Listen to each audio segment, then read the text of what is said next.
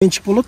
Ана муниципалдык менчикти ФПСтин жери катары элге бөлүп бересиңер да эл пайдаланат. Буга токтом чыгыш үчүн элдик жыйын болот. Элдик жыйын. Анан элдик жыйындын пана протокол. Элдик жыйын. Пана протокол. Ал протокол менде азыр билбейм кайсыл деди экен. Силер берип туруп толугу менен кайтарасыңар. Бул анан сотко бере берсин.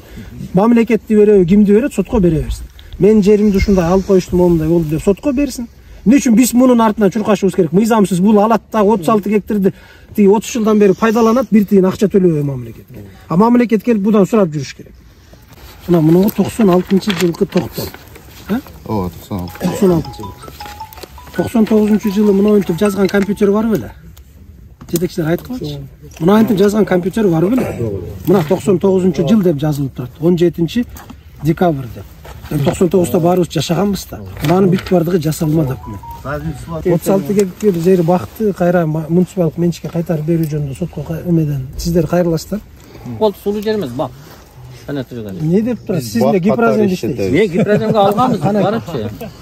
Урматтуу мекендештер, сиз Москвада иштеп, кирди чыкты кызматына муктаж болсоңуз, биздин кызматтан пайдаланыңыз. Биздин компания эң акыркы үлгүдөгү унаалар менен камсыздалган. Салондо акысыз Wi-Fi бар, жана документтер жагынан жардам беребиз. Бизде көп жылдык тажрыйбасы бар айдоочулар иштейт. Байланыш үчүн номерлерибиз +7 926 725 38 85 +7 999 997 46 76. Мен кече мына протоколдорун алып келип.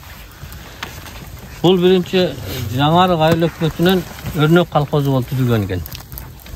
Örnek kolxozunun negizinde örnek kolxozunun naslедниги болуп туруп, андан кийин Омат агро фирмасына берилген экен.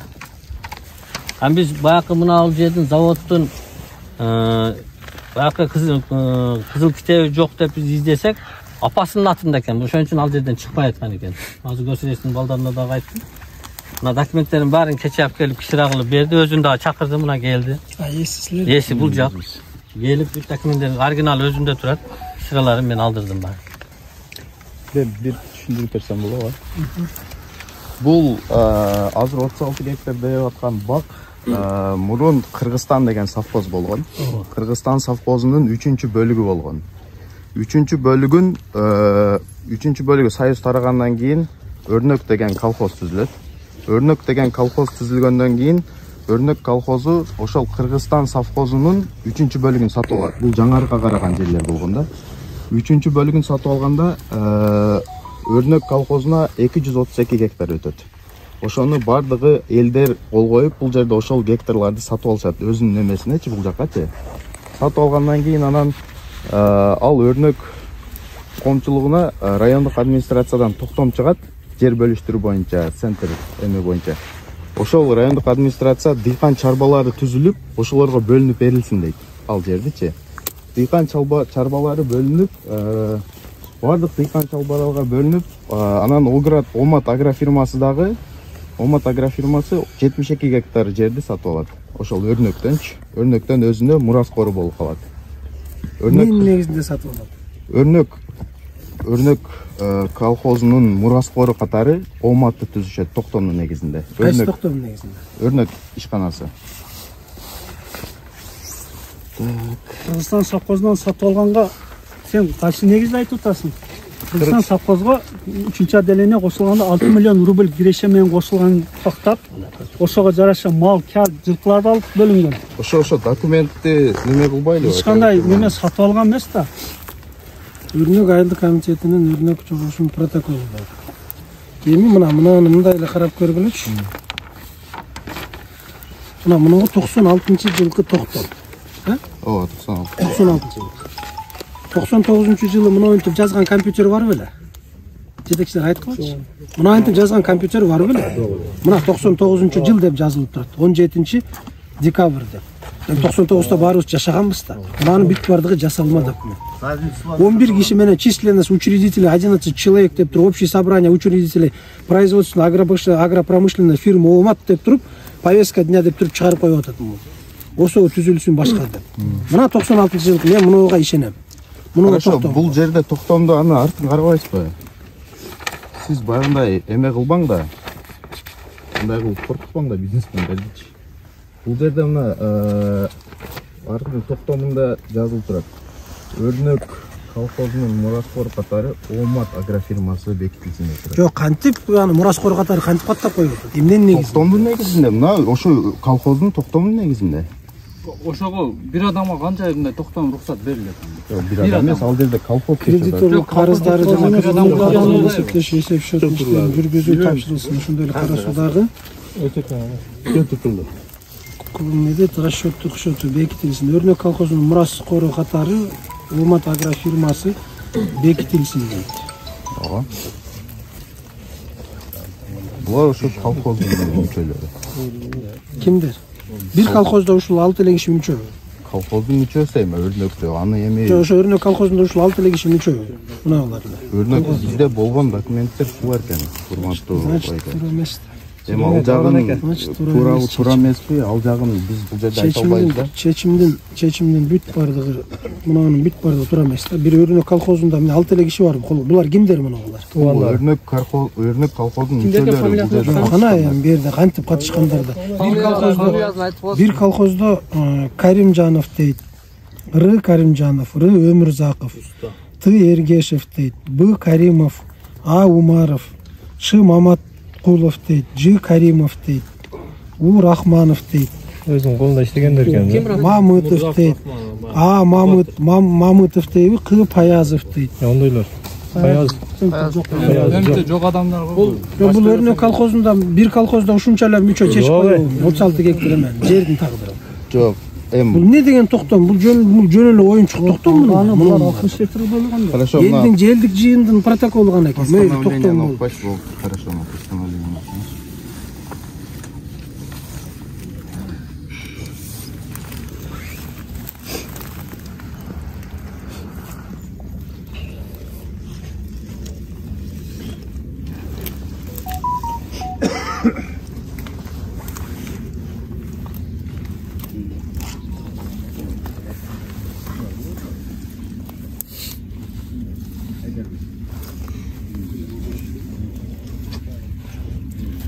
Преобразовать соответственно с положением об особенностях разгосударств. Разгосударствления и приватизация совхозов и других государственных коммунальных сельскохозяйственных предприятий Республики Кыргызстан, отделение 3 совхоза Кыргызстан Карасуйский район, колхоз Өрнөк с правом коллективной собственности. Коллектив болуп атпайбы? Так.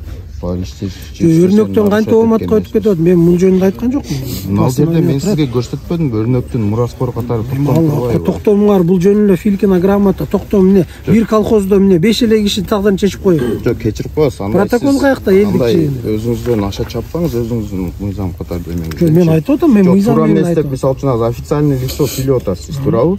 Сиз ошону доказать этиң, же соттун чечими барбы туура эмес деген. Чыгарабыз соттун чечимин. Хорошо, чыгарыңыз анда. Сиз бул жерде андай Бул 5 эле киши кантип немен чечип коет? Бир колхоздун чечимин 5 эле киши кантип кол коюп эле чечип коет? 36 гектар жерди силерге өтсүндө эле кантип 5 киши берип Сиз анда Өрнөктүн токтому бардыгы Кара Суу администрациясынан чыккан. Ошол союзго бөлүнгөндөн кийинчи Кара Суу Өрнөктүкү туура. Мына жерде да Өрнөктүн токтому турат. Жок, андан берилсин коллективная мынакей. С правом коллективной собственности деп турат. Ооба. Омат 36 гектар жер берилсин деген токтому кайерден көрдү? Өрнөккө 232 гектар өтүп атат. Атасызбы? Калганын Өрнөктүн мураскору катары Жок, кантип мураскор болуп калып атсың? Сен ошону түшүнбөйсүң. Токтомду көрсөтүп атпаймынбы сизге? Токтому айтып атпайм. 5 киши ал жерде элдин толугу менен бул жерде элдик жыйын болот. Ошол эмеден өткөрүш үчүн мына токтом чыгыш үчүн элдик жыйын болот. Элдик жыйын болот. Анан элдик жыйындын пана протокол. Элдик жыйын болгон. Ал протокол менде азыр билбейм кайсыл жерде экен. Элдик жыйын болгон, элдиктер макул берип, элге дагы сатып алгыла жерди, ушул жерди кааласаңар дыйканчылык чаба түзгүлө деген. Билгенибизде. Бул жыйын болгон болсо, жыйында мындай деген сөздөр болгон да. Биз 94-жылы реформа болуп жер бөлүштүргөндө мурда Өрнөк колхоздан мурда Кыргызстан совхозунан бөлүнгөндө мал мүлк менен акчалар менен, техникалар менен бөлүнгөнбүз. Одан кийин Кыргызстан совхозу канча объекттердин акчасын дагы төлөп берген ошо мезгилде. Андан кийин биз реформага барганда 94-жылы бизге 27 сотиктен ар бир жаран үлүш алсын деп ояктан чечим чыгарып берген. Ар бир адамга жерди эсептепчи 27 сотиктен. Анан бунун атасы Раис болуп келген. 21 сотиктен берип туруп бизге арыкты ham бөлүп берген, ортодон жолду ham бөлүп берген. 78 гектар жер менен булар да калат балансында. 72 гектар. 78 гектар. Бул кандай калат? элди ишендирет. Элдерге айтат, маз заводду дейт, күркүрөтү иштетебиз, силер жүзүм талаада иштейсиңер, помидор дегесиңер, тапшырасыңар, иш кыласыңар, биз силер иш менен 60% элди камсыз кылам дейт. Элдер ушуга макул болот. Бирок менчиктештирип ал деп макул болгон эмес да. Бүгүн жана өзгүйгөнү биз 22 сотик арыз кошуп иштетебиз. Булар 78 гектар жерди эми мына карап.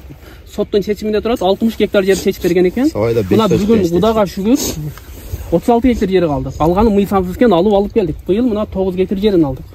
Мына ал жерден менчик кылып иштетип жүргөн. Ал жерди дагы алдык. Тура? Мына 36 гектар калды. Сулуу жерлер алган да. Сулуу жерлерин алдык. Анан объекттер боюнча Өзүңө калсаң калган канча алдырды? мына вин заводду ошо күркүрөтү иштейм деп туруп убада берип туруп алган. Элди ишендирип. Бул жерде менчиктештирип ала бер деп эч бир эл кол коюп берген эмес. Биздин атабыз деле, агаларыбыз деле акылы жок болгон эмес да.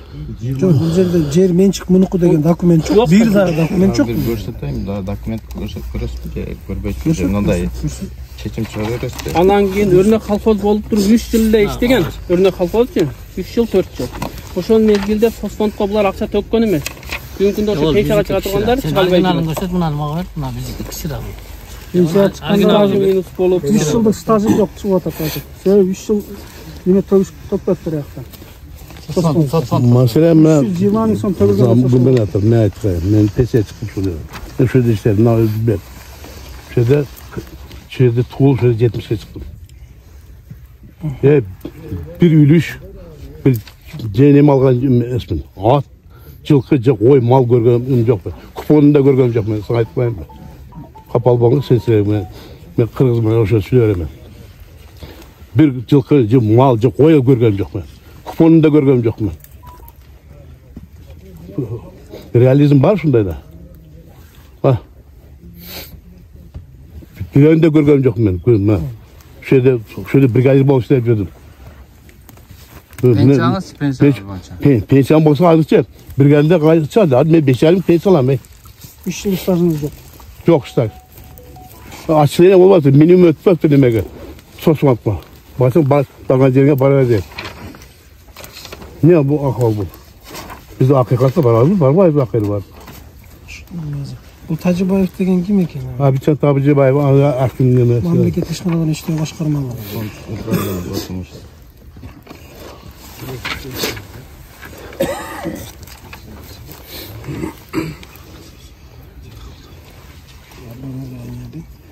Подразжу питомник, покупателям безумцы платить его.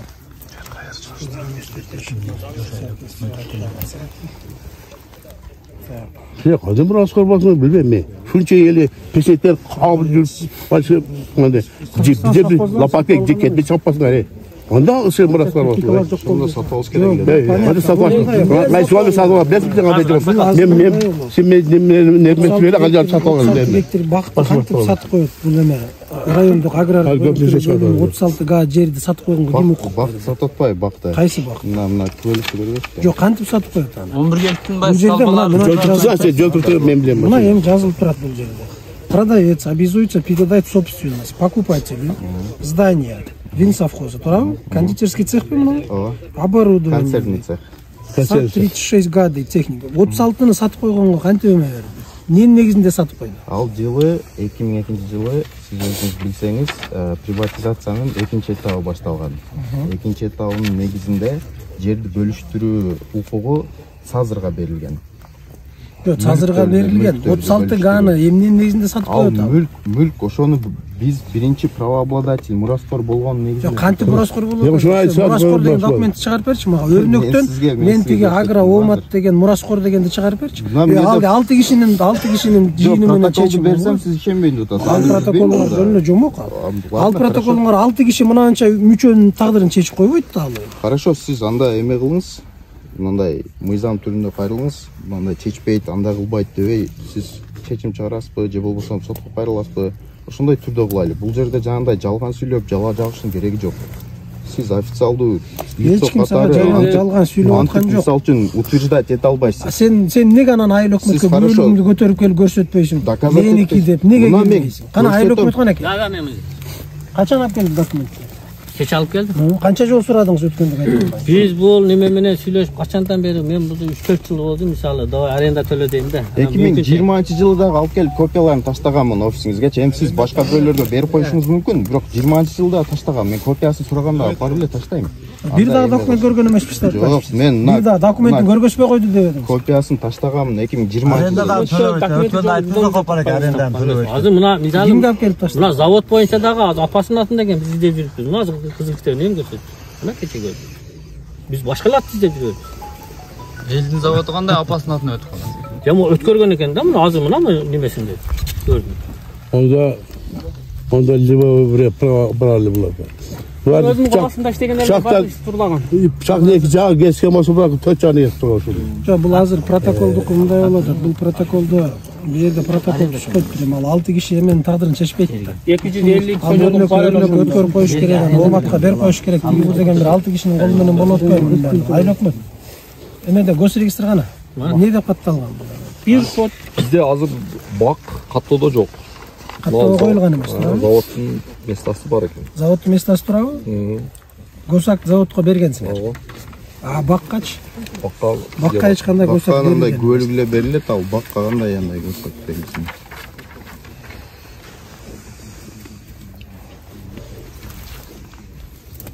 Особо агропроизводственная фирма дейт, карасу. Бул канча жери менен эмес? 3 гектар 30 экен. 3 гектар 30.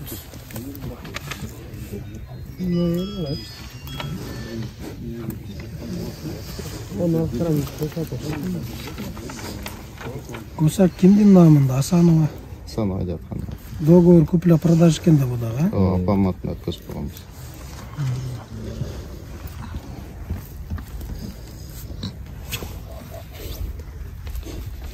Заводдун 336 менен мунун маселе жок. Бул заводдун жеринде госак исимен турат. Мына 36 гектар жери боюнча полностью эмеге алгыла. Бүт эмени көтөрөсүңөр дагы элдин менчигине, мамлекет менчигине айыл өкмөттүн эмесине кайрыш керек мунун баары. Кайсы негизде кайрыйсың? Мунун негиздери алда протоколдордун баардыгы сотто булар өздөрү тактап берсин, алып барып тиги сотто тактап алсын. Мына кисилер. Договор купля-продажасына берип коюңуз. Азыр сотко кайрылуу кыласыңар мунага эме боюнча. Ал жана протоколунда силерде мүчөлөр ошол убакта бар да, турабы? Өрнөк колхозуна сиз жүрүп атасыз мисалы. Бар. Канча мүчөсү азыр барсыздар? Билбейм бар адамдар. Мен да иштегенмин. Бахадыр ака бар экен, буяк бар экен. Буяк бар экен. Ооба. Кандай болуп калды? Ошонун эмеси катары, сиздер ошол эменин мүчөсү катары сотко кайрыласыздар. Сотко кайрыласыздар, соттун чечими менен 36 гектар. Бул 3 соту жанагы 3 гектар заводдун жерине эмеси жок. Госакчысы бар экен анын. 36 гектар жери бакты кайра муниципалдык менчикке кайтарып берүү жөнүндө сотко эмеден сиздер кайрыласыздар. Ошо сот чечет да, сиз чечпейсиз да бул жерде.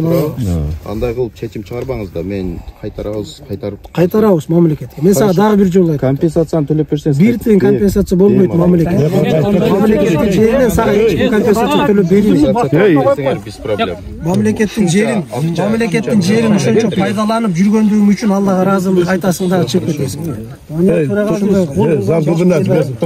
Азыр бактап аткан жерлер. Мурда жүзүм бак болгон. Жүзүм бак болгон. Сталбасы жок азыр. Жүзүм бак жок, зым жок. Аны ким менен келишип туруп сен ошончо бакты жоктоп таштадың, бузуп тастадың. Мына токтомдун негизинде. Сен мына көлүк турат. Жүзүмдү эгип кой. Баң апчыкып кеткен жок. Сталбарды алып келип коюп коёнда. Канча миңдеген сталбар бар. Жибине эсептеп келди. Бир жибин канча сталбар жүзүмдүкү. Жок, мындай кылайлы. Мунун атасы өзү келген да, жакшасы менен келген. Ушунча жер менен чыгып кетип атат. Мына олдар мүмкүн эмес. Бул алды эле силердин жөн эле мүчөңөр да. Ошол жерге жетекчи болуп келген мүчө. Сиздер сыяктуу эле мүчө болгон. Буга эч ким укук берген эмес, антип алып кеткенге же. Жерине документ дагы жок булардын. Жөн эле протокол. 6 кишинин колун койдуруп протокол түзүп тур дагы ошол протоколдун негизинде анан биздики деп тиги газырдан эме чыгарып алган, көөлүк чыгарып алган. Эч кандай тиги документально мунун ээси деген жери жок да. Завод менен 3 гектарына эч ким тийишпейт, аны госакчы турат, ал. Кематталган менен жоопкерчилик бар да тугун. Бар. Азыр эме боюнча мына ээлери менен айлык болот. 36 боюнча бердиресиңер. Сотко жаздырып толугу. Азыр мындай да, бул бияк силер барып туруп, эмеге мамлекетке алуу боюнча госрегистрге арыз жасаңар, силер эмне кыласыздар бияк? Отказ бересиңер. Азыр 36 гектар жер боюнча. Өз эме кылабыз, биздин эмес, силерге бербейт. 36 боюнча азыр кайра мамлекеттин жерине кайтаруу боюнча булар айыл өкмөт силерге арыз жазат. Арыз жазса силер эмне деп бересиңер? Жооп кайтарасыздар. Мамлекет кыласыздарбы? Айыл өкмөттүн мамлекеттин менчигинде. Сиз эми соттун чечими менен чыгат да, сиз кандай билесиз аны, туурабы? Жок, азыр мындай суроо да. Жок, силер эмне деп бересиңер ошону? Азыркы учурда бул жер биздин 2000 картада ФПСтин жери болуп көрүлгөн экен. Фонд деп турабы? Фонд деп турабы. Ошондо категория өзгөртүлгөн. Жөн эле эстетип жүрдү да. Гипразем гана. Же налог же аренда бербейт. Же элге бербейт. Гипразем эмне деп турат силерде мына кайма? Мында сугат жерде. Сугат жер деп турабы? Не дейсиңер аны? ФПСтин жери деп силерде каттоодо ФПСтин жери деп турабы? Каттоодо ФПСтин жери. Мамлекетке канча киреше киргизип айтып берсин. Мамлекетке канча киреше? Канча акча төлөдүсүң? Жок, бизге налог менен соцфонд төлөйт, аренда төлөбөйт. Мен айтып берейин. ФПСтин жерин аренда төлөш керек да. Налогдамге же жакын төлөп атат. Бул жер немеден сураганбыз, бул бак болуп турат. Бүгүнкү күндөчү. Өзү илгерки бак, азыр деле бак болуп турат. Бак болуп сулуу жер эмес, бак. Не деп турат? Сиз деле гипразем иштейсиз. Мен гипраземге алганбыз, барыпчы. Бакты бергенде. Менде неме, Нурлан? Немеде эксплуатацияда бак деп турат да мына. Кана корутундуну көрсөтүп. Көп жылдык. Жок, кана корутунду кана. Ал жер экен. Же барбы? Бул жер Союздан бери бак. Качан алгансыз? Жок, бул эскиден бери бак өзү. Жок, кана эми корутунду кана. Онда ала келбепсиз да. Силерде эмне деп турат? Сен сулуу жер деп турат деп атпайсың. Мер бага меселе, мер бага меселе. Мурун кордулар жүзүм бак болду. Жок, мынакта 20 гектар жүзүм бар эле. Калганы мер поле, полный поле болуп. Жогоруда 8 гектар багы бар. Бак бар, нак баг бар. О, нак баг бар. Ол ошол жерде. Так. Эмени? Бүгүн барасыңар. Бүгүн барып эртеңкиге корутундусун берет. Мына жер боюнча 36 гектар жер боюнча. Фемеде госрегистр кана? Госрегистр.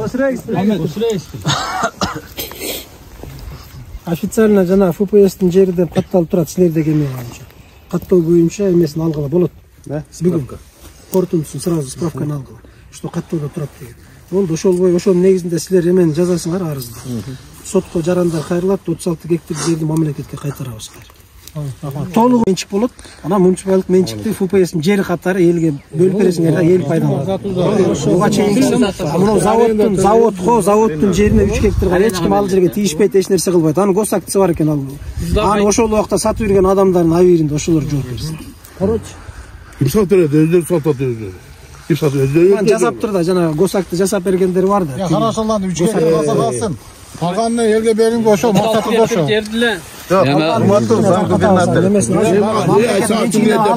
Мамлекет менчигин алгандан кийин таркатабыз эмес. Ошол үчүн азыр сиз чечим чыгара албайсыздар, туурабы? Ошого соттун чечими менен кириштирип болот да. Мындай болуп атат да. Анан кийин аласыңар деп айтпайсызбы азыр? Осурган кыздын бетин тырмайт деп кыргызда жакшы сөз бар да. Мыйзамсыз бүт басып алган жерлердин бардыгын эми мамлекет келип сотко беришип анан кийин кыйналуу ушунда болуп атат да. Биздин мыйзамдын туура эмес жери ушул да. Мыйзамсыз басып алган киши жатат. Анан аны мыйзамсыз деп мамлекет сотко берип, анан кайра алууга эме болот. Мыйзамсыз басып алгандын бүт бардыгы акырын жүрөт. 36 гектар жерди пайдаланып, бир кишиге 3 соту жери жок болуп атат. Бир кишиге. Силер 36 гектар жерди пайдаланып атсыңар. Мыйзам түрүндө жерди өткөзгөндөн кийин анан толугу менен берилет. Соттун чечими, Верховный соттун чечими чыккандан кийин анан кийин срочно мен ушунда бере турган болсом да. Регистр архитектор бул мунун каалоосу эмес, ал мен берем, бербейм дегенде. Мунун каалоосу эмес. Силер берип туруп толугу менен кайтарасыңар. Бул анан сотко бере берсин. Мамлекетти береби, кимди берет, сотко бере берсин. Мен жеримди ушундай алып коюштум, момундай болду деп сотко берсин. Эмне үчүн биз мунун артынан чуркашыбыз керек? Мыйзамсыз бул алат да 36 гектарды 30 жылдан бери пайдаланат, бир тиын акча төлөбөй мамлекетке. А мамлекет келип будан сурап жүрүш керек. Мамлекет бул барып берсин, өзүнүн укугун коргосун бар. Мамлекет менин жеримди тартып алды деген эмеде берсин. Анан ошондо сот процесси жүрөбүз. Азыр эмесин чечимин жанагы токтомдорун алып барабы, кимдикин алып барат, ошо кишилерди кайра тирилтип келеби алып барып көрсөтө берсин. бир эменин чечимин 6 киши чыгарып коет деген ал эч жерде болгон эмес андай. Элдин протокол, жалпы элдин протоколу болуш керек ал жерде. Сот чечет. Эми сотко сотко коркуп десеңер сотко кайрыласыңар. Айттым го, сиз кайрыласызбы? Өрнөк кайрылабы же айыл өкмөт кайрылабы мен билбейм. Биз сага адамгерчилик кылып мамиле жасап атабыз. Акыйкатка келсек, атаңын мына сени азыр адамгерчилик кылып мамиле кылып атабыз да. Атаңын бөлүп берген жери боюнча биз жерди берип алып иштете турган болсок, сага бир тамчы суу барбайт. Сен курганың ошол. Ачыгы да биз адамгерчилик кылып арыкты чаап берип атабыз сага. Мураптарыбыз бойлоп апарып берип атат. Кыйраткан тултулап келбегенсиң сууга дагы. Жыйынтыгын эмени берген. Эмнеге актанасың? Справканы болот, бүгүн алгыла гипотеза. Уялыш керек. Канча жерлерди сатып жүрдү мисалга. Атаң сатып жүрдү. Элдин садигин сатып берген ака, элдин садигинчи. Балдарыбыз садикке бара албайт. Место жок азырчы. Мындай кылалы. Алланын алдында өзүнүн абийиринде жооп берет. Мунун атасы дагы мына раматылуу болсун өтүп кеткенде отпойсуңар. Ошол киши Алланын алдында өзүнүн абийири менен жооп берип атат. Ал эч жака кетпейт. Алланын таразасынан мен минтип буйта өтүп кетем деген киши жаңылат, катуу жаңылат. Эртең күрсүнүп түшөт. Биз болгону азыр мыйзам талаасына кайтарып келелик. Мыйзамыбыз кеткен жерде мыйзам талаасына муниципалдык менчик өткөрөбүз. Өткөргөндөн кийин ФПСтин жери болуп атат да, бул фонд элге таркатып берип эл иштетет. Мыйзамдуу жолу ушул гана. Анан булар каалагандай чечилбейт. Бая мурдагы акча берип, анан сатып алып башка кылып тааныш билиш деген соттун бардыгы кеткен, жакшы билесиздер. Азыр президенттин тапшырмасы менен бүт соттор, прокуратуранын бардыгы алмашкан. Бүгүн бардыгы жаңы чечимдер сонун болуп чыгып атат. Мындай жердин талайын мамлекетке кайтарып атабыз. Көп мыйзамыбыз кеткен жердин бардыгын алып атабыз. Бул дагы Алла Таала насип кылса ошондой эме болот. Кайтарабыз. Колхозкастан өткөн мүлктөр каяк кеткен? Жылкы мал. Ата биринчи мына жерди кайтарып алалы. Калган жылкы сүйлөшөбүз. Бардыгын үлүшү бар берди. Өкмөттүн балансына турган бул имуществолук жерлер бар го. Кишилер имуществолук турган жерлер. Ич ара аукцион болгон. Анан кийин булар берилип кеткен. Жерлерчи азыр биз садик сала алсак садик жок, маданият үйүн сала алсак жер жок. Анан кийин азыр ушул жерлер үй салып алган. Буларчы бирок ал ушунга чейин кызыл документ кыла албайт. Ол неге дегенде азыр КПСтин жери атат го. Бут ушундай жерлерди өкмөттүн жерлери. Ушул жерлерди кайтарсак болобу? Гаражный. Киргизип атасыздар го. Жок, ушуну азыр кайтарсак болобу? Ушу айылда ушундай жерлер бар да.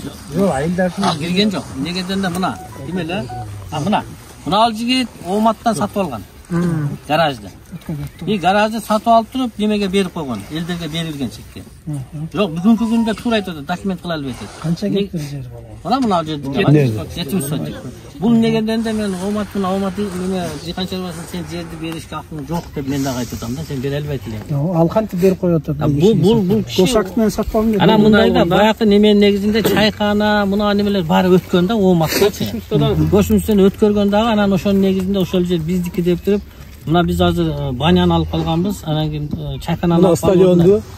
Стадиондо алгандар кетип калган. Мына жерде Десат кетип калган, Десаттын ордун сатып кеткен ошол неменин негизинде кетишкен да.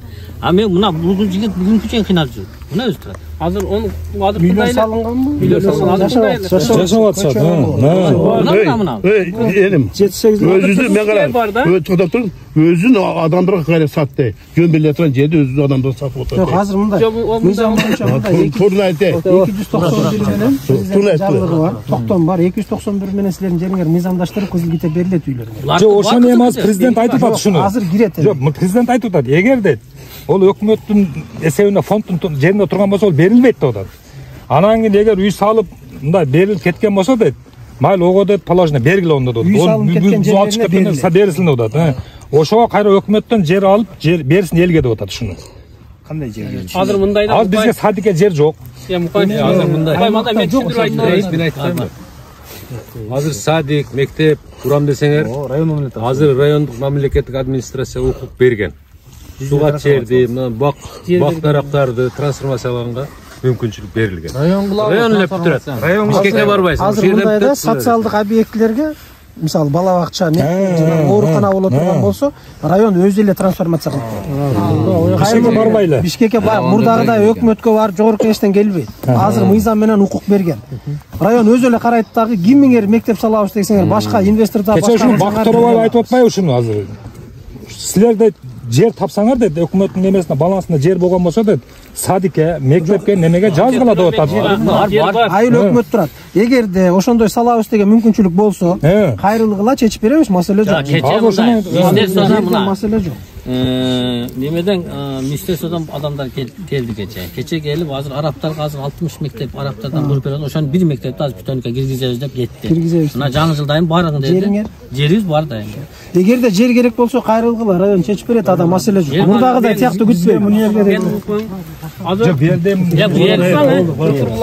Азыр кайтыптан мына мен Осоматтан şu talada leştirген мезгилинде жашып кетем. Кетканда булар дос регистрап келип документ кылып баштаган. Чатин таштар. Мен көрдүм да аны айыл башчылыгына барып айттым. Мен документ кылыптар. Муниципалдык кылып алайды ошол жерди. Канча жылы? Эми ал мындай экен. 8-жылы. Мындай да тууган. Олар эми ал убакта гос регистрлер кантип жерди саткан мына көрүп атабыз. Ал убакта архитектор кантип иштеген, айыл өкмөт кантип иштеген көрүп азабын биз тартып атабыз. Бүт бардыгы. Ошонун бүт бардыгы акчага иштеген, акчага кеткен, анын баарын түшүндүк. Сиз алган жер бүгүнкү күндө 291 менен мыйзамдаштырылып берилет. Маселе жок. Жок, азыр менде госакт бар. Жок, госактыңыз бар. Багыттын эле турат. Трансформация кылыш керек. Трансформация болгон. Комиссиядан өтүш керек. Түшүнөсүзбү? Мына комиссиянын трансформация болгон эмес. Сен адашып. Категория өзгөрбөгөн үчүн сизге берилбей атат да. Трансформация болсо берет эле го. А сиз эгерде аны категориясын өзгөртпөсөңүз, ал жерде жашаган адамдардын үйү мыйзамсыз. Документ бербейт, эч нерсе кыла албайт. Азыр эмнеде ошондой үйлөр бар да, эч нерсе кыла албайт атат ошолор. Кылат азыр. Ошону кызык деп кыла албайт. Кылат. Иштеп атабыз. Комиссия турат. Аким төрагасына биринчи орун басар, акимдин төраганын төрага комиссия. Кайрыласыздар, комиссия карайт, чечим чыгарып берет. Маселе жок.